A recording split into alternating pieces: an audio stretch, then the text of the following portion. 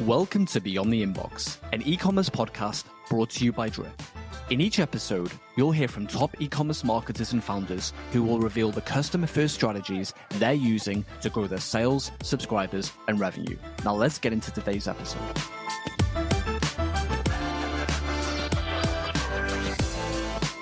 In this episode of Beyond the Inbox, I'm joined by Brooks Hitzfield, Director of Digital Marketing at Seven Sons Farms. We discuss the importance of customer segmentation, the role of social media in marketing efforts, and the value of staying true to your brand's values. Brooks shares insights on the company's growth strategy, how the team uses Drip to manage email marketing, and the challenges of marketing in a niche industry.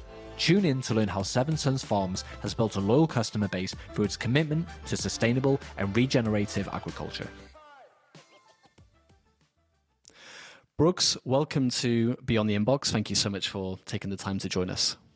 Hey, I'm super excited to be here. I actually didn't officially hear the name of the show yet, so Beyond the Inbox, I like it. Excited to be here and share more. Thank you very much for the compliment. It's always nice to know that the name resonates with people, and we're definitely going to explore a host of topics in this episode. But before we do, can you tell us a little bit about the history of Seven Sons and how it's evolved over time? Yeah, absolutely. Let's do the 2-3 minute version. So kind of how it's evolved, my parents are first generation farmers. So Seven Sons is an actual farm. They farm very conventionally, raise confinement hogs and row crop corn and soybeans, kind of that rotation. We're in the middle of Northeast Indiana. So that's in the middle of the Corn Belt section of the country. So, that's kind of what they knew. They bought the farm from an existing farm and just operated the same way. Eventually, through a series of family health crises, it got them thinking very differently about how they were going about agriculture. So my mom developed actually a pretty severe autoimmune disease, and it got them kind of thinking about, hey, how can they use nutrition to improve her situation? Because she had doctors that were telling her she might be bedridden by the time she's 40 or so. And, it's good that it kind of got them thinking differently, because if you look at her today, it's been a tough journey for her, but definitely none of those futures came true for her, which is great.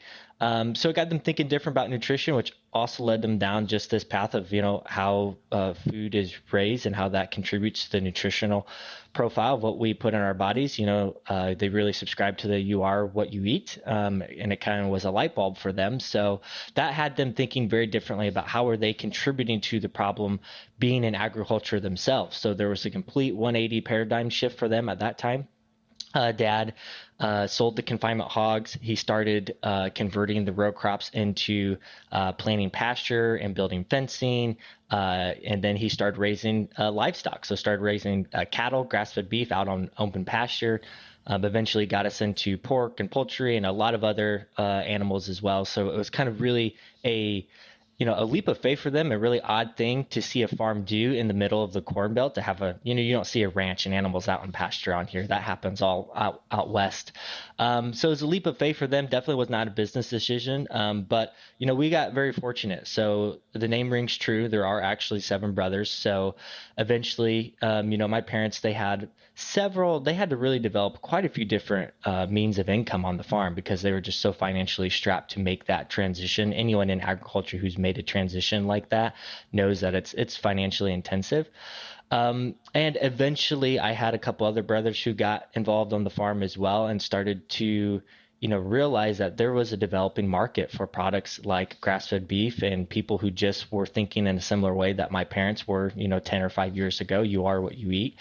And we started retailing the products that we're raising at the farmers markets through a farm store. Eventually started selling it online, which really kind of was great timing for us. This is probably back 2010 or so, because we got online in the early days of as e-commerce was kind of making that really steep incline in growth. But also the awareness for pasture-based foods and, getting connected directly with your food source and your local farm.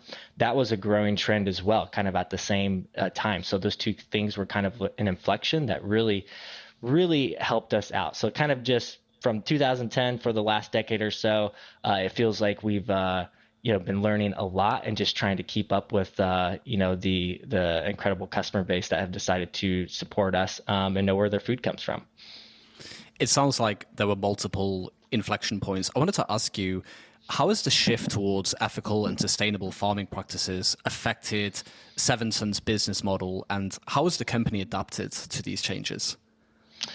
Yeah, I tell you what, it's as far as if you think about it in terms of the farm, so like that shift from raising animals very conventionally, my dad was raising hogs in confinement and tight spaces. You kind of see, I think a lot of us have watched the documentaries at this point, and those are tough conditions for the animals. You're having to use, daily doses of antibiotics to keep the animals healthy, and for us, that's especially when you grow up in agriculture, nobody knows really anything different. So that was the way for things to go. When it comes to the business model evolving through that, like I mentioned, there's a lot of financial investments that need to be made to be able to go through that. And it's actually not super obvious, but it's mostly tied into infrastructure and land costs. When you think about having to convert land from row crops to planting pasture and building out fencing, there's just some very steep investments to kind of make those decisions. And when the reason why I think more farms don't actually make the conversion and switch over to a more ethical style based farming practice, because there's a lot of benefits long term to do that. Because at the end of the day, what we're really focused on today is soil health. If we're able to improve the health in our soil, that's just going to help us increase the forage yields that we get, which is of course going to be the food for the livestock and the animals. And it decreases our dependency on chemical fertilizers and other inputs that we have to use on the farm as well. So those are obviously kind of ongoing costs. So when you look at the long-term benefits of what we're doing, there's a lot of benefits that I think a lot of farms look at and want to get towards. But making the transition is the tough part, because it's a very 3, 4, 5 year transition to be able to do that, to be able to make that transition. And what you're basically doing, though, when you make the transition is your overhead costs have to go up, while at the same time your revenue and income streams kind of take a dip. So to get through that transition period, it's just really tough, and it takes a major leap of faith. And when you look at agriculture, it is definitely, especially when you're thinking small family farms, it's a tough business to be in. It's a low margin industry, so it's tough to be able to make that transition. So, for us, that was the biggest thing, is just getting through the financial investment. There were definitely days where my parents did not think that they'd be able to make it, and their dreams of being able to have a farm would not be a reality just because of the financial side of it. But again, I think we got fortunate on timing. And looking back now, I'm very grateful for it. My parents are definitely a bit more they make decisions based on convictions, where I've got to put a pencil to things a little bit more. I'm not sure if I would have had the gumption that they had to just dive in, because at the end of the day, they weren't making a business decision. They were making a decision for the product they wanted to raise and feed their own family, and and it's what they felt was the right thing to do. When it comes to, just at the end of the day, if you're in agriculture, you have a certain responsibility when it comes to the health of anyone who's going to consume that product at the end of the day. You mentioned earlier about how you've built this customer base, and I wanted to ask you, can you walk us through the process of creating that customer base and how you've used retention and loyalty marketing to build and maintain that base? Yeah, at first, again, we benefited from the inflection of the internet growth that I was talking about before. So a big area for us was, SEO in the early days was really how we, were able to find, or really was us finding customers. I feel like we kind of went from a transition, and it's really evolved for us over the years. Early on, it was people finding us, because we were positioned as a farm using the internet, which most farms are not doing, and we're especially not doing at that time. That gave us a lot of visibility, and at first, we used to just go to local farmers markets. We had a little store on our farm outside of Fort Wayne, Indiana, And we actually had customers who were finding our website and they were driving all the way from Chicago to load up their coolers and haul product back. That's a 3.5 hour drive or so. But that just goes to show you how, especially at that time, how hard it was to find, the products that we offered. So that was a strong benefit for us. Early on, we were fortunate because one of the primary tools that we leaned on to communicate and interface with our customers was email. We spent time on social media here and there, but it quickly became apparent to us that, hey, when it comes to being able to reach our customers, it's much easier to get into their inbox than it is to be able to beat the algorithm to get in front of them on Facebook and Instagram. So we really leaned into email early on. Probably going back to 2012, 2011. We've been absolutely religious about a weekly newsletter. This is back, I think we early on, we started out with some free tools on our e-commerce software. Then we were using MailChimp, but, did not get any more sophisticated than that. We're just creating content, doing a lot with video, because at the end of the day, we knew that our customers were buying from us because they wanted to have confidence in where they're buying their food. They were tired of just trusting a blank piece of paper or label inside the grocery store. So they really wanted to know what we do, what goes into raising these animals the way that we do, in an ethical way, in a way that's sustainable for the land, and why that ultimately matters for them. So we really leaned into email paired with video. So lots of videos of the day in the life of the farm, and explaining what we do to them. So those two tools were really strong for us. Eventually, you look at that period from 2012 to about 2017 or so, it was just organic growth from there. Rinse and repeat, continuing to do, really leaning into email there with the weekly newsletter. Eventually, we had ambitions to grow faster, so we started hunting down an acquisition marketer. We were like, okay, if we can just get an acquisition marketer on our team, that's, we'll grow through new customers. So we ended up getting connected with a drip certified consultant at the time, brought him into the business, and we're just looking at doing a couple projects. And, he was the one who looked at our business, so looked at the size of the email list and the amount of customers who had purchased once, over the years, but never purchased again. And he saw a huge asset there. And he was like, guys, there's an asset here that you can unlock by just doubling down with your existing base, your existing list. And there's growth hidden in there. So that was kind of a light bulb for us. So we went down this path of really leaning into our, email, got migrated over to Drip.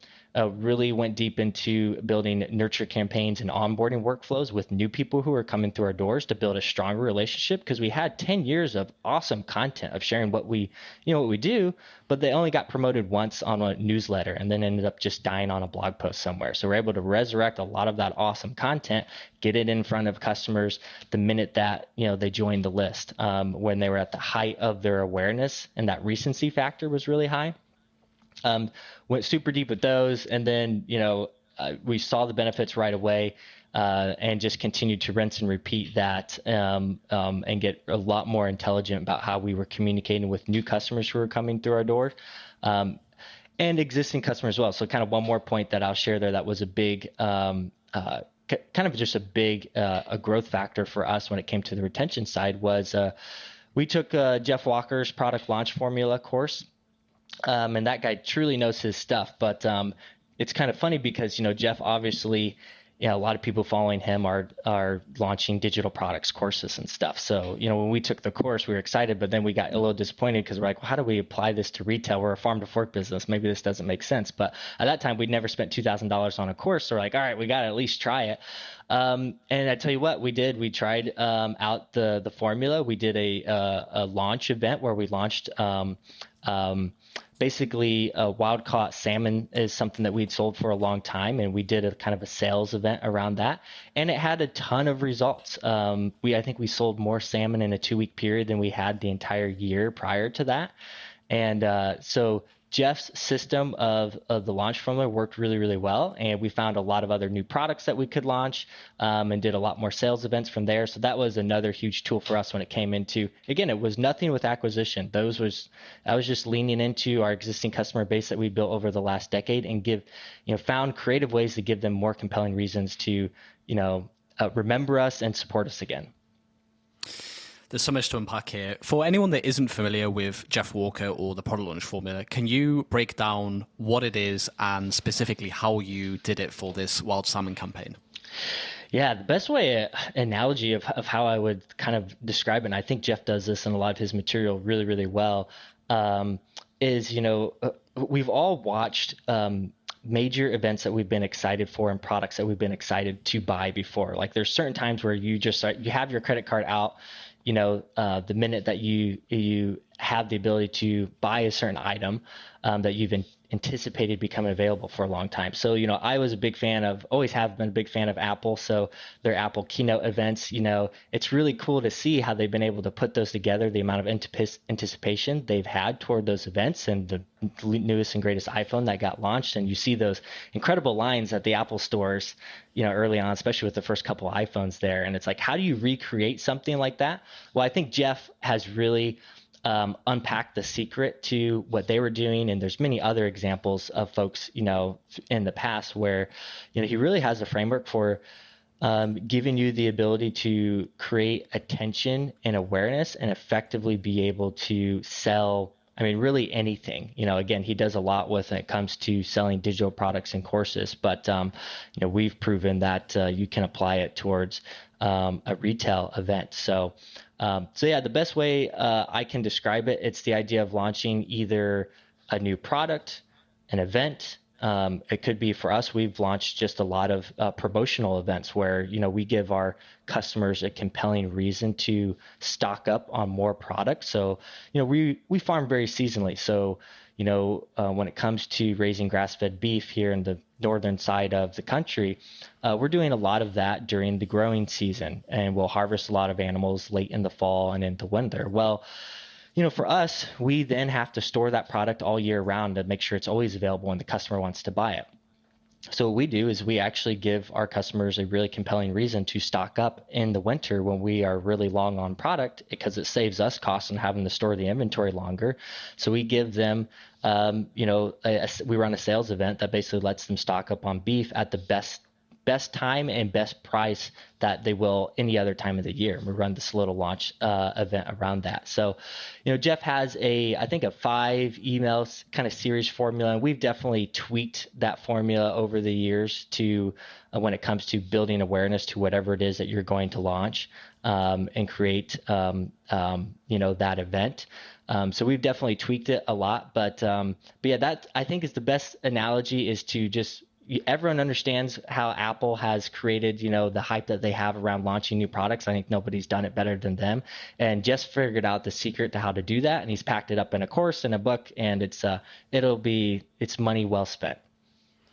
It's a fascinating story, and I remember when the product launch formula was really big many years ago, and I never could have imagined that a non-info marketer could use it so effectively. So congrats to doing an amazing job with that.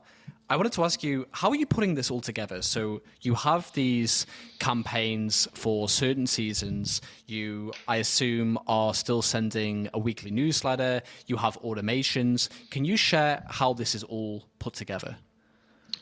Yeah, and I can't go super deep into the technical details. That's we've got so Chad was the original drip consultant that we got connected with years ago when we were trying to find an acquisition marketer, and showed us the errors of our ways at that time.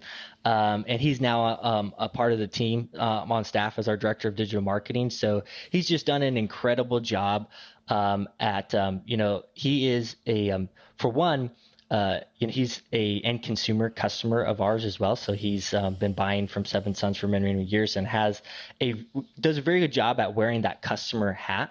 So we're super intentional, and he does an incredible job of having high antennas up, of making sure that we're doing a good job when it comes to our segmentation and trying to make sure that, every email we send to a customer is an email that, we have a high degree of confidence that they actually want to receive and will open, because again, better than anybody that the more that you're just blasting that entire email list, people start to get that fatigue and will slowly tune you out. So Drip is the product for us to keep it all together. It has the right degree of segmentation ability to make sure that we're segmenting customers based on where they're at in the journey with us, to make sure that people who are new and going through our nurture campaigns, are well, I'll back this up. So kind of to tie it all together, segmentation is he goes super deep into using tags and different inside of Drip to make sure that he's pulling people into the correct workflow. So the minute that we do like a major launch, that's going to be a period where we're going to send 5-7 emails to customers in a 2 to 3 week period or so. So as when we do the launch, he'll actually have, when we do a major launch, he'll have people opt into that. So we'll kind of basically do a sneak peek of what the sale is going to be about. So if it's a sale that's going to be on, let's say, grass-fed lamb or wild-caught seafood, those are things that not all of our customers are interested in. So we'll actually have them opt into being a part of the launch. That way they're going to be they have to opt into getting those 5 to 7 emails in a 2 to 3 week period, because we don't want to do that to the entire list, right? And then in addition, they will get the Sunday newsletter. And then during that campaign, once they've kind of joined the launch, we'll apply I think it's a pitching tab, but basically it says these people are in the middle of getting pitched an offer. And while they're getting pitched that offer, we're going to press pause on any other workflow that they're in. So if they're in a nurture campaign or a long-term nurture campaign somewhere, we'll press pause on them getting any future emails there, because we don't want to distract or take away from the focus of what we want them to do, which we want them to take action and, give us money at the end of the day. Pretty much during when we're doing a major launch event, we're also highlighting that launch event in our newsletter. So the newsletter is probably virtually the only email that it's going to hit the entire list no matter what. So we're going to get in everyone's inbox at least once a week. But then outside of that, each workflow is pretty intentional in making sure that we're pressing pause when we need to, based on, again, we're doing a lot of different things like you mentioned with this platform. So Chad does an excellent job at making sure that we're reducing that fatigue and inbox load that could happen, while we're still making sure that everyone who's interested in an offer is going to be able to see that and have the opportunity to participate. We've talked a lot about email, and I want to ask you, what role does social media play in Seven Sons marketing efforts? You talked about having a face for the brand, and I love that. I totally agree. People want to buy from people and they want to see where this food is coming from and so on. You mentioned video as well. Can you talk about how you're using social media today?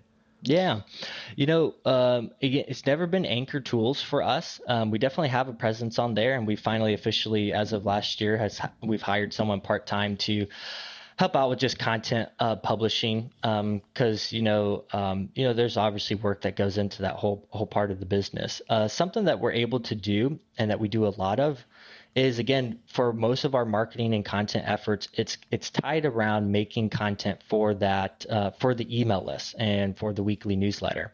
But most of the content that we create for that, whether it's a video that's going to go out on YouTube, we're able to take pieces of that and just repurpose it on social media and Instagram and those places.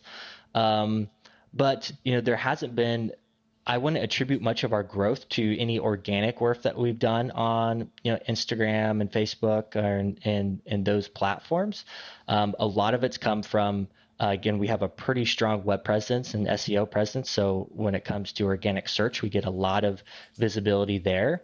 And then, we have a pretty strong lead magnet and tools on the website to try to capture an email. So that's really what the focus of the website is to do. Its job is to get an email as soon as possible, to then get them on the list, where we're putting majority of our content efforts into that weekly newsletter. I would say at this point, when it comes to social media, we are, we have officially kind of brought on a partner for acquisition marketing. So most of our efforts when it comes to creative and utilizing the social media platforms is with advertising. So ads through Facebook that obviously run on Instagram, and doing a lot of Google merchant shopping ads on Google as well. So those are attributing to quite a bit of growth to us. So yeah, we've been doing this for a while, so we'll have a lot of other farms and butcher shops and people who are in the farm to fork world turn to us to see what advice that we have when it comes to growing a customer base. And quite honestly, we don't have a lot of experience of getting a lot of organic growth through social media. I think it's, for us, we look at it as a good interface for people who just don't live on email anymore. It's a good interface to be able to still get in front of those customers and be able to have them see our face, hear our voice, and be able to still feel connected to the farm. I want to touch briefly on SEO because you just brought it up. Are you ranking for commercial intent keywords like buy salmon, or are you ranking for informational keywords where people are searching for how to blank and so on? A little bit of both. Historically, it's always been keywords around the products that we offer and that we sell. We've really optimized those, and there's about a SKU selection of 350 SKUs on the store. So we put our early efforts when it came into SEO was really optimizing those products and getting those rankings up. We have recently just started in the last year. We brought on an SEO firm to create recipe content and blog content for us and optimize those. And they've definitely gotten some traction. It's definitely an art that goes into though making sure that you get the right traffic and the right buyer intent from those, because at the end of the day, you optimize a recipe. We're selling a very niche product. Grass-fed beef is going to be about double the cost of, conventional beef that you could find in the local grocery store and supermarket. So it's been hard for us to, I think, fully leverage content related, especially to trying to get traffic that a historical food brand would try to do around recipes and stuff. It's been hard for us to convert that traffic just because we are in more of a niche industry. And someone who's searching just for a recipe, again, most of those people are not going to be interested in making sure that their recipe related to, a chuck roast is grass-fed versus conventional and paying double the price for it. What would you say is your best channel for the ideal buyer?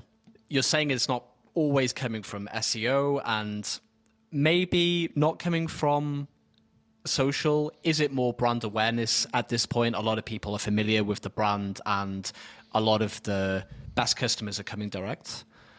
Yeah. If you asked me that 12 months ago, that would have been for sure my answers. The brand, there's a strong brand presence and it's been around for a while. So once, we've kind of had this customer base, word of mouth has just been great for us.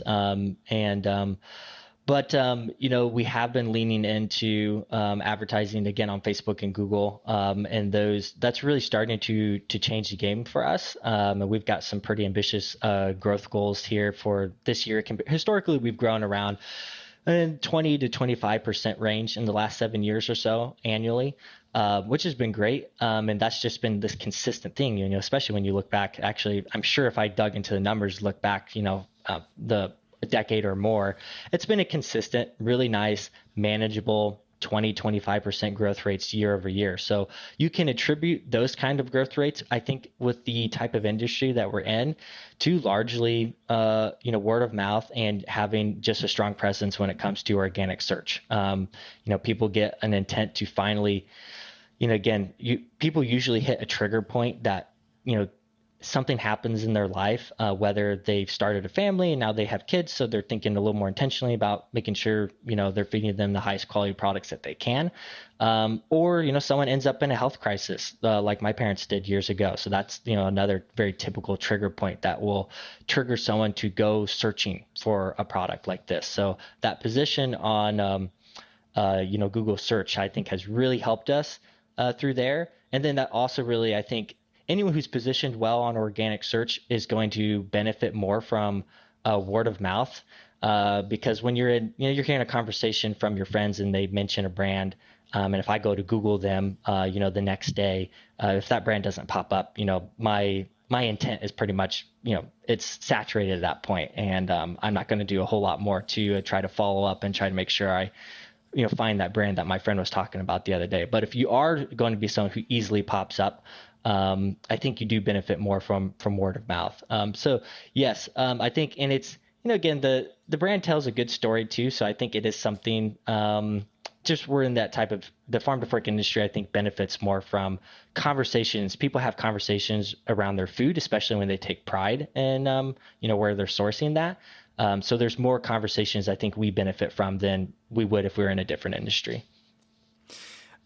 It's fascinating what you're saying about these tipping points that lead people to start exploring grass-fed meat and so on. I want to ask you, is this something that you're addressing in the copying, the creative for these ads? So are you targeting different pain points? Yeah, we have, so there's about 4 customer avatars that I would say. We've got, yeah, and that's actually been a balance and trying to figure out, okay, which one do we speak to the most?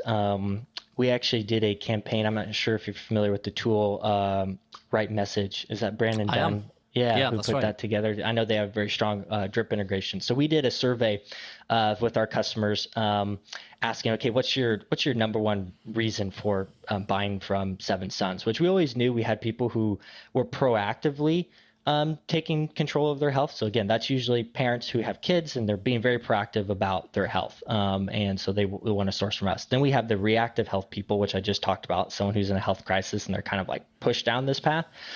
But then you have people who are, supporting us because of the, the animal welfare aspects. So these are people who want to eat meat, but they just are appalled by how, conventional agriculture has, the way that animals are raised and the environments that they're in. And then we have the very environmentally kind of focused person who sees, sustainable and regenerative agriculture as a solution to, some of the biggest problems that we're seeing, with our planet and the carbon emissions in today's world. So we knew those were kind of like the 4 kind of trigger points or really inspirations for why people support us.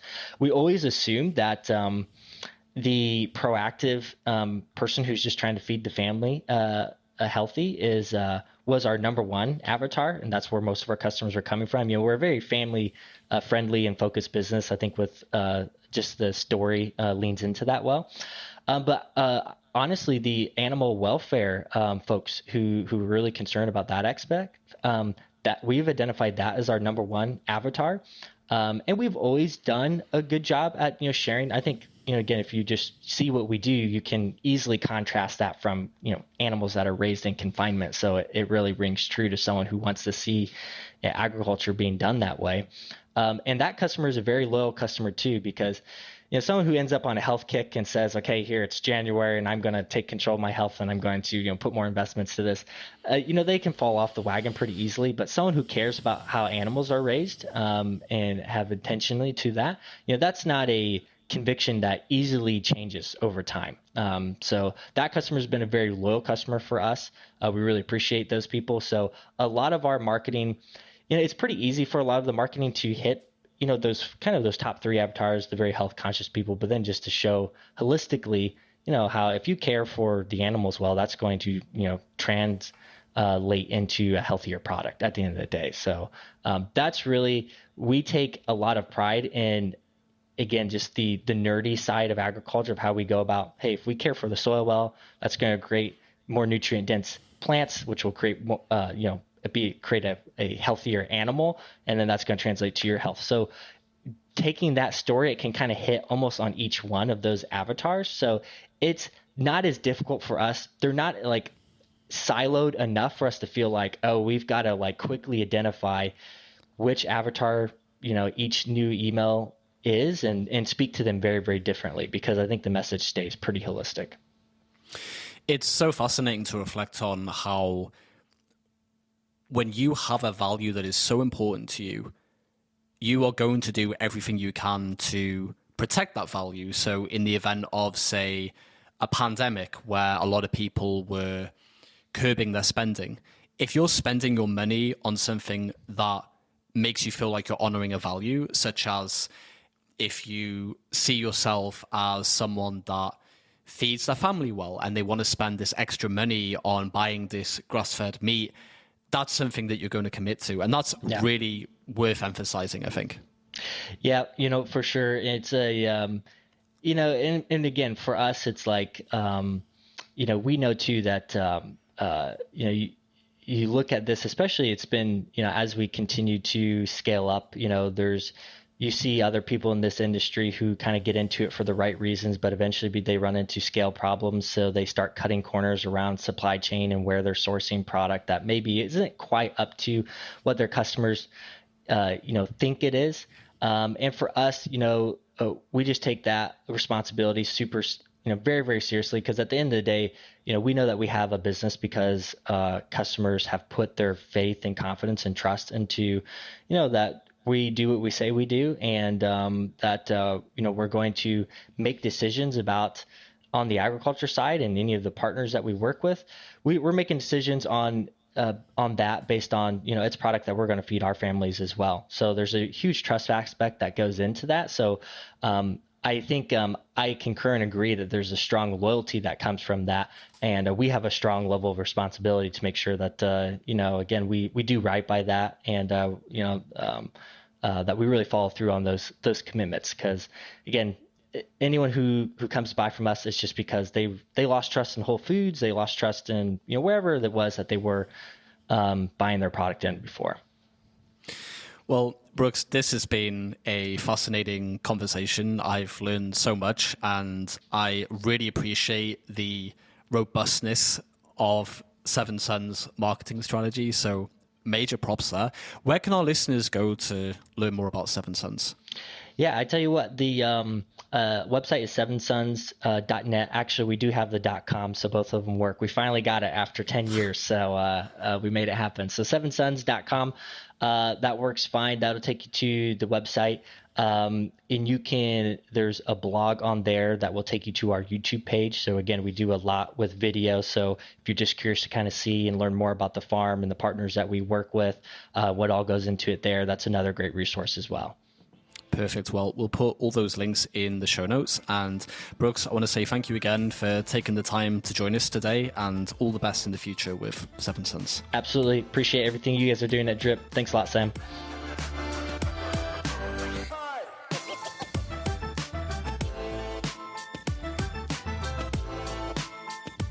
You've been listening to Beyond the Inbox, an e-commerce podcast brought to you by Drip. If you enjoyed the episode, it would mean the world to me if you would subscribe, rate, and review the show on iTunes. Thanks for listening.